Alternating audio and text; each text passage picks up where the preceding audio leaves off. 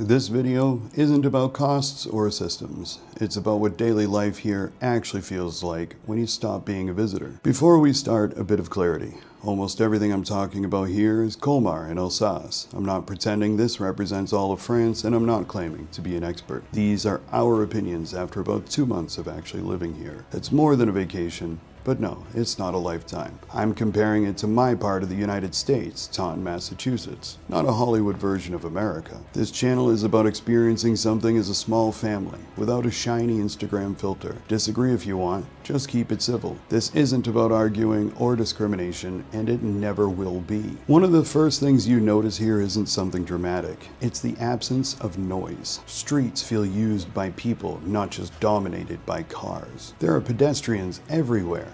Kids walking, young people walking, older people walking, people just being out. Car horns are rare, and when one happens, it actually means something. It's not background rage, it's information. That alone lowers your stress level more than you realize until it's gone. Parks are full of kids during the school day. At first, that's confusing as an American. Then you realize lunch breaks are longer, schedules are flexible, and being outside isn't treated like a liability. You'll see students outside schools all the time, and it's not panic-inducing. Nobody's acting like something's wrong. Nobody's calling anyone. It's just normal. The general volume of life is lower. Less yelling, less aggressive movement, less of that constant edge that feels like it's humming under everything back home. Walking here just works. Sidewalks are continuous. Crosswalks matter. Cars actually stop when you approach the crosswalk, which still throws me off. I feel bad sometimes because back home I would have had to wait the extra few seconds. Here, the car's already stopped, like, you're good, I'm not in a rush. Pedestrians are clearly prioritized. Most of the time, it just works. Occasionally,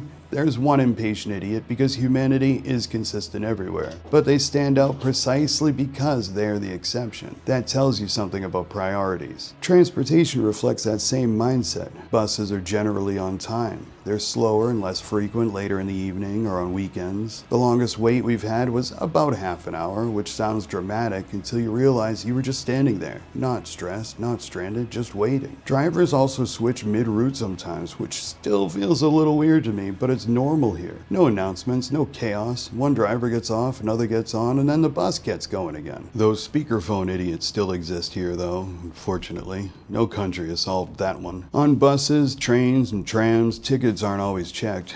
You could skip paying, and I'm sure some people do, but that's not what the system is built around. The default assumption is cooperation, not constant enforcement. That assumption shows up everywhere. Shopping reflects this too. Mixed-use buildings are everywhere. Apartments on top, shops below, services tucked into daily routes instead of isolated into asphalt seas. The covered market shows a related idea. Not mixed use, but the same principle of accessibility. Calm, visible, efficient, and in the middle of everything. The school the kids might go to next year is right next to it, which means that if they did, I could ask them to grab something on the way home, and it would be exactly that simple. No car, no extra trip, no planning gymnastics. The covered market replaces what would have been a loud, car-dependent 40-minute Walmart ordeal with a calm 25-minute round trip. Sylvie said something there that stuck with me. She said, I was genuinely scared in Walmart, but I can see everything in that covered market. That's not about danger, it's about overload. Life here just asks less of your nervous system. Even when things went sideways for us, that mattered.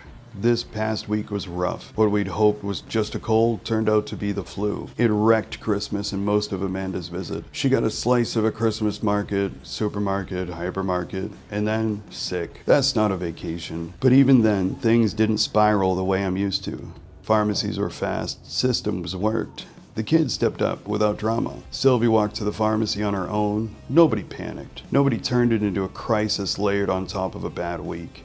And that's the thing. Daily life here doesn't feel like it's expecting you to fail. There's still stress. There are still problems. Nothing is perfect, but the background level of vigilance is lower. You don't need as much emotional armor to get through the day. And when you stack enough small differences like that together, you stop noticing individual features and start noticing how much lighter everything feels. So this video wasn't about proving anything. It was about describing what it's like to live here once the novelty wears off. The next videos get into specifics: costs, systems, transportation, measurable stuff. This one was just about atmosphere and how quietly daily life just asks less of you. That adds up faster than I expected. And yes, the obligatory part, likes and subscriptions, genuinely help, so if you feel like doing that, we appreciate it. If you want to keep following along as we figure all this out, there's a lot more coming. Thanks for being here with us, and we'll see you next time in Colmar, France. Not Paris, not Marseille, Colmar.